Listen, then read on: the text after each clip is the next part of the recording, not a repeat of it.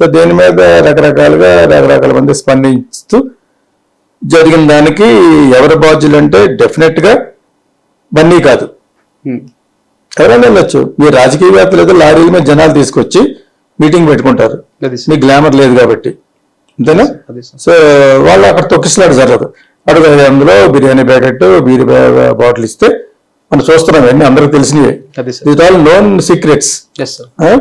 వీళ్ళకి అలా కాదు, రాజకీయవేత్తలు జనాలు ఏమి ఇవ్వకుండా వచ్చి కూడా పవన్ కళ్యాణ్ ఒకటే, బికాజ్ అతను కూడా స్టార్. దానికి ముందు ఎంజీఆర్, ఈ మిగతా వాళ్ళు ఎవరు లేదు. ఈ భారతదేశ సినీ ప్లస్ రాజకీయ ప్రస్థానంలోకి వచ్చిన ఎంజీఆర్, దాని తర్వాత రామారావు గారు, ఒక లెవెల్కి రామారావు గారు వచ్చారు, ఆయన మర్చిపోకూడదు. తర్వాత పవన్ కళ్యాణ్, చిరంజీవి, ఇంకా సినిమాతో సంబంధం ఉన్న వాళ్ళకే వచ్చారు, పొలిటీషియన్స్ రాలేదు.